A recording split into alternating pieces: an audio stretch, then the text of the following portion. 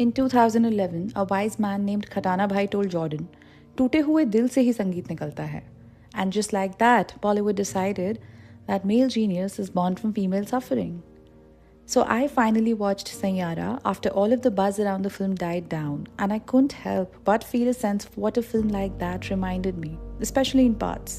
Yes, there's music, a romance that finally lands, debut artists with no baggage of their own, Mohit Suri and his track record, and all of that. But the popular opinion around the film being a masterpiece of modern day romance or not, that is what got me thinking about the film. Or is Sanyara just Rockstar repackaged for Gen Z? Today, let's break down the tortured artist archetype and why Bollywood is obsessed with the ailing muse. The Jordan effect. Let's establish the baseline. Rockstar gives us the blueprint. Jordan was a man who wanted heartbreak because he thought it was a prerequisite for art. He was a wannabe until tragedy actually struck. Sanyara, on the other hand, follows this beat for beat, but the protagonist isn't just a singer, he's a vessel for pain. But here is the difference. Jordan's pain felt chaotic and raw, but does Sanyara's pain feel curated? Aesthetic, like an Instagram filter of sadness. So if Jordan wanted heartbreak, Sanyara's hero performs heartbreak. In Sanyara, very much like most Imtiaz Ali's earlier films, the hero is angsty, young, and full of unfulfilled dreams and wants someone to give him directions or, in simple terms, channelize his energy or streamline his thought and dream for him. So Krish has someone like Vani who helps him give some direction to his dreams and process, but that has to come at the cost of being a sacrificial lamb herself so that Krish can shine. But even to that extent, I really didn't get the hype around the film. It felt very short-lived, dramatic, yes, but of an intensity that felt curated or even copied. I mean, 15 years is a long time for Bollywood to progress from why does a muse need to suffer for a man to realize his true genius trope. The manic pixie versus the dying muse. This brings us to the most important question, the woman. In film theory, we often talk about the manic pixie dream girl, a quirky woman who exists solely to teach the sad man how to live. Think Tara in Tamasha. She fixes Ved, like literally, metaphorically and literally. She is the catalyst who drives that change in him. But Rockstar and now Sanyara go a step further. They don't just want a manic pixie dream girl, they want a sacrificial lamb. Why does the muse always have to be sick? Why is the ailing partner such a non-negotiable trope for music movies? And this is not Bollywood, by the way. I'm also thinking of A Star Is Born or an aesthetic music producer with demons of his own, though not of that kind or not of that tragedy, in say a film like A Begin Again. This is a trope called fridging. The woman is removed from the narrative so the man can reach his final form. In Sanyara, just like in Rockstar, her suffering becomes his content. Her death becomes his set list.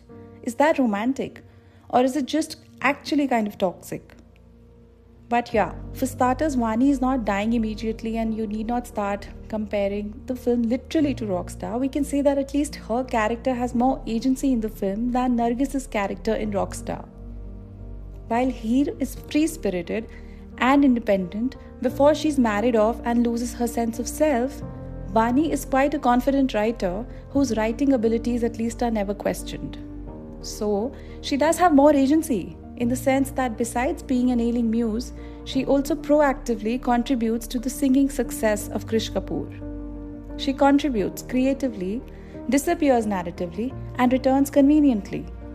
We can say that at least she reclaims her agency at least in the end by penning her version of the Sanyara track, but that again is not really new.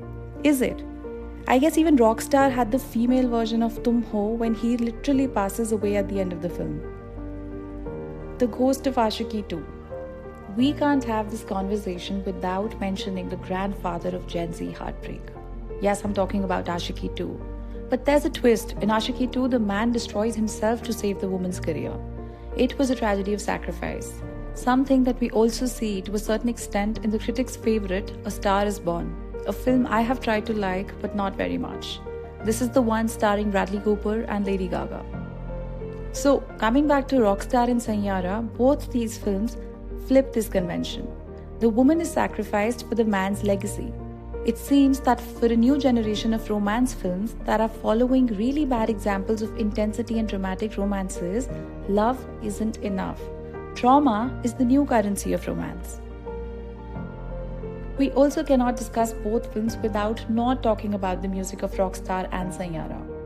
While A.R. Rahman's music in Rockstar, like his brief, tends to work like an organic narrative device for the films he composes, in Rockstar, Rahman's score doesn't decorate emotion, it detonates it. And you might call me biased for saying this. Yes, I agree that Saiyaara has a catchy soundtrack, a couple of songs that will stay with you, but only time will tell how well the film and its music ages. For me, it still does not beat the intensity of the music that Rockstar had. There is aesthetic sadness in it, if you know what I mean. So is Saiyaara just Gen Z's Rockstar? In many ways, yes. It captures that same angst, that same belief that true love kills you, or at least is capable of it. But while Rockstar felt like a primal scream, Saiyaara feels like an echo. It is an aesthetically beautiful echo, as some say, perhaps, but we need to ask, can we make better films without killing the muse, please? We do have several cult Hindi films to learn from, where no one has to die to make great music. Some flashy examples that I can include are Pagla Kahin Ka, Baiju Bawra, and even Disco Dancer. What do you think about this? Does the tragic lover trope still work for you in 2026, or are we ready for a happy ending?